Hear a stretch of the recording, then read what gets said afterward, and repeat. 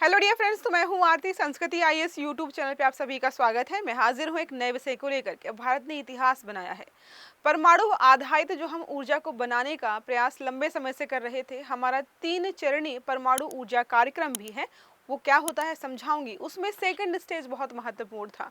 अगर second stage हमारा पूरा हो जाता तो हमें पूरी उम्मीद थी कि थर्ड स्टेज हमारा सक्सेसफुल हो जाएगा, और हमने सेकंड स्टेज को सक्सेसफुली बना भी लिया है। तो अब ये जो फास्ट ब्रीडर रिएक्टर्स होते हैं उसका प्रोटोटाइप हमने बनाया है। और मोस्ट इंपॉर्टेंट यहाँ पर यह है कि एक शब्द इस्तेमाल किया जा रहा है कि क्रिटिकलिटी हासिल कर ली है।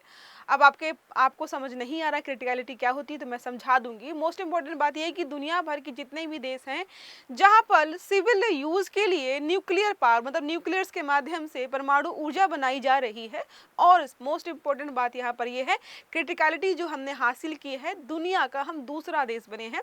पहले देश पर रसिया आ जाता है। अब क्या क्या चीजें हैं वही हमें समझना है कि इसका महत्व क्या है। अगर इतनी तारीफ हो रही है इस तकनीकी की, तो आखिरकार क्या विशेषताएं हैं, कितना बेनिफिशियल होने वाला है, कितनी एनर्जी प्रदान करेगा, अभी हम जो है इसके माध्यम से कितनी एनर्जी जनरेट करें, ये सारा हम समझेंगे। बहुत सारे आर्टिकल्स यहाँ पे पब्लिश किए गए हैं। कलपक्कम में हमारा फास्ट ब्रीडर रिएक्टर है, इन्होंने क्रिटिकलिटी हासिल की है, ये समझाएंगे अभी आपको। जो है मोस्ट इंपॉर्टेंट ये कि है सिविल न्यूक्लियर जर्नी हमारी जो चल रही थी उसको इसने पूरा कर दिया है। ये रेफरेंस इमेजेस है, आप देखना चाहे तो कुछ समझ सकते हैं कि किस प्रकार से होती है ये। तो क्या लिखा है, भारत ने कलपक्कम में प्रोटोटाइप फास्ट ब्रीडर रिएक्टर में क्रिटिकलिटी हासिल की है। देखो पहली बात तो लिखा है फास्ट ब्रीडर रिएक्टर। फास्ट का मतलब होता है यहाँ पर जो एनर्जी बनती है बहुत तेज से बनती है, और ब्रीडर का मतलब होता है कि आप ईंधन का इस्तेमाल कर रहे हैं। वो ईंधन जलाने के बाद वेस्ट ना बन करके वो और ईंधन बना रहा है। समझ रहे हैं कि आपने किसी को 15 लकड़ियां दी कि भाई इसको जला करके तो अपना खाना पका लो, उन 15 लकड़ियों को जला करके वो और ईंधन बनाए और उसके बाद और खाना बना सकता है। कुछ उसी प्रकार का है। क्रिटिकलिटी का मतलब ये होता है कि अब आपको बाहर से हस्तक्षेप करने की जरूरत नहीं है, अंदर सारी प्रक्रिया होती रहेगी न्यूक्लियर फिजन की, और वहां पर एनर्जी लगातार जनरेट होती रहेगी। यह रिएक्टर स्वयं सतत फिजन प्रक्रिया पर चलता है, यानी बाहरी हस्तक्षेप करने की जरूरत ही नहीं है। क्रिटिकलिटी का मतलब समझ गए होंगे। मोस्ट इंपॉर्टेंट हमारे यहाँ पर यह कि हम जो 3 चरणीय, यहाँ पर लिखा हुआ ना 3 चरणीय परमाणु कार्यक्रम लंबे समय से चला रहे थे, उसमें जो है सेकंड चरण में प्रवेश का संकेत दे रहा है कि हम यहाँ पर सक्सेसफुली एंटर कर जाएंगे। अब इसको बनाने में जब से सबसे मोस्ट इंपॉर्टेंट पार्टिसिपेशन रहा है वो भाविनी का रहा है, और इस क्षेत्र में यही कंपनी बेहतरीन प्रदर्शन कर रही है। 200 से ज्यादा भारतीय उद्योगों का योगदान भी रहा है। मोस्ट इंपॉर्टेंट है ये स्वदेशी निर्माण का उदाहरण हमारे सामने प्रस्तुत कर रहा है। ये आपके सामने इमेज बनी हुई है, ये फर्स्ट स्टेज है, ये सेकंड स्टेज है, ये थर्ड स्टेज है। यहाँ पर डिफरेंस होता है इस्तेमाल किए जाने वाले ईंधन का। यहाँ पर देखिए, इसको और अच्छे से हम डिटेल में आगे पढ़ेंगे, बस ये रेफरेंस के लिए इमेज लगाई है। तो हमारा 3 चरण में परमाणु कार्यक्रम चल रहा है। पहले चरण हमारा होता है प्रेशराइज्ड हैवी वाटर रिएक्टर। यहाँ पर हम प्राकृतिक यूरेनियम का इस्तेमाल करते हैं ईंधन के तौर पर, और हमें यहाँ पर क्या मिलता है, प्लूटोनियम 239 मिलता है। दूसरे चरण में हम जब आते हैं तो प्लूटोनियम का इस्तेमाल किया जाता है यहाँ पर, साथ में यूरेनियम का इस्तेमाल भी करते हैं 238 का। नेक्स्ट बात कर देखो, 238 233 में बदलता है। इसके बाद थर्ड स्टेज में आते हैं तो यूरेनियम 233 और थोरियम का उपयोग किया जाता है। अब बोला जा रहा है कि क्योंकि हमने जो है सेकंड स्टेज पूरा कर लिया है, तो हम थर्ड स्टेज में भी थोरियम का इस्तेमाल कर पाएंगे। हमारे पास थोरियम के पर्याप्त भंडार हैं। और मोस्ट इंपॉर्टेंट बात यहाँ पर है कि यहाँ पर एक संरचना होती है पूरी, कि बीच में कोर होता है, वहाँ पर ईंधन रखा जाता है, बाहर एक ब्लैंकेट लगी होती है जिस पर यूरेनियम लगाया जाता है। जब न्यूट्रॉन्स जो है कोर से निकल करके इस पे पड़ते हैं तो ही हमें वो जो हम ईंधन इस्तेमाल कर रहे थे जलने के बाद दूसरे प्रकार के ईंधन में परिवर्तित हो जाता है। तो बोला जा रहा है कि क्यों ना हम प्लूटोनियम के साथ या प्लूटोनियम की जगह थोरियम इस्तेमाल करें। ये बहुत जटिल प्रक्रिया है वैसे तो, लेकिन ये बोला जा रहा है कि हम और ज्यादा ईंधन जनरेट कर पाएंगे। भारत के 47 वैश्विक जो प्रेशराइज्ड हैवी वाटर रिएक्टर्स में से 200 भारत में है, विश्व के, ठीक है। यह क्लोज्ड साइकिल भारत के सीमित यूरेनियम और विशाल थोरियम भंडार के अनुकूलतम उपयोग के लिए डिजाइन किए गए हैं। यहाँ पे जो क्लोज्ड साइकिल शब्द इस्तेमाल किया गया उसका मतलब होता है कि एक प्रक्रिया में ईंधन इस्तेमाल किया, जो उसका वेस्ट होता है हम दूसरी प्रक्रिया में उसको ईंधन के रूप में इस्तेमाल करते हैं। फिर दूसरी प्रक्रिया में जो वेस्ट होता है उसको हम तीसरे जो है चरण में ईंधन के रूप में इस्तेमाल करते हैं। तो कुछ भी यहाँ पर बर्बाद नहीं हो रहा है। तो ये साइकिल बनी रहती है, इसी को हम बोलते हैं क्लोज्ड, ठीक है। अब बात करते हैं जो हमारे 3 चरण हैं। पहला चरण हमारा है प्रेशराइज्ड हैवी वाटर रिएक्टर्स का। प्राकृतिक यूरेनियम इस्तेमाल करते हैं, उत्पादन होता है प्लूटोनियम का। बनता क्या है? प्लूटोनियम बनता है। दूसरे चरण में हमारा फास्ट ब्रीडर रिएक्टर्स इस्तेमाल किए जाते हैं, प्लूटोनियम का इस्तेमाल किया जाता है। प्लूटोनियम और 233 का उत्पादन यहाँ पर हमें देखने को मिलता है। कहीं कहीं पर आपको 238, 239 भी देखने को मिल जाएगा। तीसरा चरण हमारा होता है, यहाँ पर हम इस्तेमाल करते हैं थोरियम से यूरेनियम का उत्पादन। अब समस्या क्या थी कि हम जब सेकंड चरण में सफल हो जाएंगे तब तो थर्ड पे मूव करेंगे ना। अभी हम सेकंड पे अटके हुए थे, अब हम बोले कि सेकंड हमारा सक्सेसफुली कंप्लीट हो गया है, इसका मतलब हम थर्ड स्टेज में पहुंचेंगे। थर्ड स्टेज में पहुंचने के लिए हमें जो ईंधन चाहिए वो हमारे पास भरपूर मात्रा में है, जो है थोरियम। यूरेनियम हमारे पास कम है, यूरेनियम का इनरिचमेंट भी बहुत टफ हो जाता है और बाहर से जो है हमें लेकर के आना पड़ता है, लेकिन थोरियम हमारे पास पर्याप्त मात्रा में है। यह पूरी जो रणनीति है बंद ईंधन चक्र का पर आधारित है, जिसमें हम क्या करते हैं, ईंधन को दोबारा इस्तेमाल कर सकते हैं। अब बात करते हैं प्रोटोटाइप फास्ट ब्रीडर रिएक्टर की, इसके बारे में ये क्या होता है। तो आप यहाँ पर ये देख सकते हैं पूरी प्रक्रिया का, ये पूरा एक तरीके से इमेज है कहाँ पर कैसे लगाया जाता है। जितना आसान सुनने में लगता है उतना होता नहीं, बहुत टिपिकल जो है सारी चीजें बनाई जाती है। स्थान कहाँ पर है? कलपक्कम तमिलनाडु में ये किया गया है। परियोजना का प्रबंधक भाभा परमाणु अनुसंधान केंद्र रहा है। प्रकार यहाँ पर है, हमने देख लिया है, तेज संरचित और ब्रीडर रिएक्टर। हिंदी में कभी आ जाए तो याद रखना है आपको। शक्ति कितनी होने वाली है? 500 megawatt. Sodium cooled fast breeder reactor है। यहाँ पर सोडियम कूल्ड मतलब यहाँ पर सोडियम का इस्तेमाल किया गया है ठंडा रखने के लिए, क्योंकि बहुत ज़्यादा हीट जनरेट होती है और अगर बहुत ज़्यादा हीट जनरेट हुई तो पूरा जो है सिस्टम पिघल जाएगा या जल के खाक हो जाएगा, तो ठंडा रखना बहुत ज़रूरी होता है। और देखिए यहाँ पर इतनी ज़्यादा हम एनर्जी जनरेट कर पाएंगे। तो जो एनर्जी क्राइसिस बार बार झेलना पड़ता है, मिडिल ईस्ट में कुछ हो गया, खाड़ी देशों में कुछ हो गया, कहीं कहीं पर युद्ध हो गया, कहीं पर किसी ने जो है स्ट्रेट ऑफ हॉर्मुज क्लोज कर दिया, जिसके वजह से तेल और गैस कुछ भी नहीं आ पा रहा है।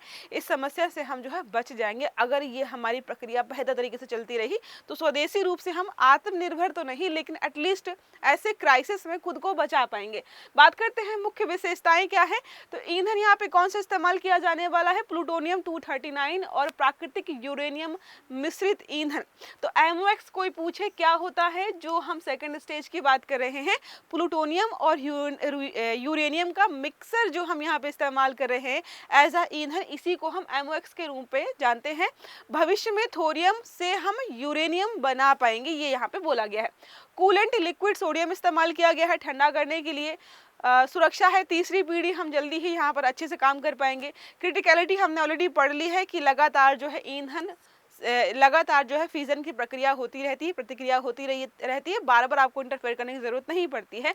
निर्माण पूरी तरीके से स्वदेशी है, भावरी द्वारा बनाया गया है। उद्योग सहभागिता हमने देख ली है, बहुत सारे जो है कंपनीज ने पार्टिसिपेट किया है।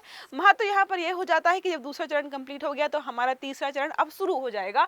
थोरियम आधारित जो दीर्घकालिक ऊर्जा उत्पादन है, इसकी दिशा में महत्वपूर्ण यह भूमिका निभाने वाला है। परमाणु ईंधन आत्मनिर्भरता की ओर हमें ये ले जाएगा। अब इतिहास और उपलब्धि हमने देख ली ऑलरेडी कि 20 देश ऐसे हैं यहाँ पर, सॉरी 20 देश बोला, निर्माण में 20 से अधिक साल यहाँ पर लगाए गए हैं, तो एटलीस्ट हमें सफलता मिल गई है। और मोस्ट इंपॉर्टेंट बात यहाँ पर यह है कि भारत जो है रूस के बाद दूसरा ऐसा देश बन गया है। समझिए और भी देश हैं लेकिन उन्होंने ये क्रिटिकलिटी हासिल नहीं की है। फायदे क्या होंगे? ऊर्जा उत्पादन में बढ़ोतरी हो जाएगी, आत्मनिर्भर हो जाएंगे, थोरियम भंडार जो हमारे पास उसका इस्तेमाल कर पाएंगे, ब्रीडर तकनीकी प्लस जो है पैसिव सेफ्टी सिस्टम हमारे यहाँ पर बेहतर हो जाएगा। भारत को वैश्विक परमाणु तकनीकों में प्रमुख स्थान मिल जाएगा। चुनौतियां हैं कुछ जो हमें झेलनी पड़ेंगी, इतना होने के बावजूद। पहला यहाँ पर यह हो जाता है, अभी पूर्ण शक्ति पर बिजली उत्पादन नहीं कर सकते हैं। लंबी अवधि में ऑपरेशनल रिलायबिलिटी हमें चेक करनी पड़ेगी कि सही है या नहीं है। तकनीकी जटिलताएं और उच्च सुरक्षा मानक बहुत ज़रूरी हैं। परमाणु ऊर्जा की सबसे बड़ी समस्या होती है तकनीकी जटिलताएं और सुरक्षा मानक, क्योंकि बहुत सारे देशों ने इस प्रकार के प्रयास किए थे। और मोस्ट इंपॉर्टेंट आपने देखा होगा जापान में जो हादसा हुआ था, उसके बाद थोड़ा लोगों में डर रहता है। तो ये सारी चिंताएं हैं, चुनौतियां हैं, जिनको अगर हम पार कर जाए तो समस्या यहीं पर खत्म हो जाएगी। ये जो हमारा प्रोटोटाइप फास्ट ब्रीडर रिएक्टर है, आई होप समझ में आ गया होगा। समझना है तो समझा देते। देखो यहाँ पर क्या होता है, ईंधन रखते हैं, ठीक है। यहाँ पर एक ब्लैंकेट बनाई जाती है, इसका मतलब होता है कि जो ईंधन है हमारा, यहाँ पर कोर में फिजन की प्रक्रिया होती है, यहाँ से निकलते हैं बहुत तेजी, बहुत ज़्यादा फास्ट स्पीड में, और यहाँ पर जो है ईंधन के माध्यम से इसको ढक दिया जाता है। तो जैसे ईंधन के माध्यम से ढका गया है तो रिएक्शन पूरी होने के बाद ये खत्म हो जाना चाहिए या ये जो है वेस्ट हो जाना चाहिए, नहीं, लेकिन यही जो है बाद में परिवर्तित हो जाता है दूसरे स्टेज के ईंधन के रूप में। समझ में आ गया होगा सभी लोगों को। अब न्यूक्लियर पावर प्लांट्स हमारे यहाँ पर जहाँ जहाँ है, नरोरा एटॉमिक पावर स्टेशन यहाँ पर देखने को मिलेगा, राजस्थान में एटॉमिक पावर स्टेशन है, ककरा पार जो है एटॉमिक पावर स्टेशन आपको यहाँ पर देखने को मिलेगा, तारापुर हो गया, इसके अलावा मद्रास हो गया, कुडनकुलम हमने देख लिया है, काइगा हो गया। अब ये कब बनाए गए हैं ये भी समझा देती हूँ। जैसे हमारा तारापुर 1969 का है, राजस्थान में जो हमारा है वो 1973 का है, मद्रास में हमारा 1984 का है, और नरोरा 1991 का है। इसके बाद ककरा पार जो हमारा है वो 1993 का हो जाता है, काइगा हमारा 2007 का है, और जो सबसे मोस्ट इंपॉर्टेंट है कुडनकुलम वो है 2014 का।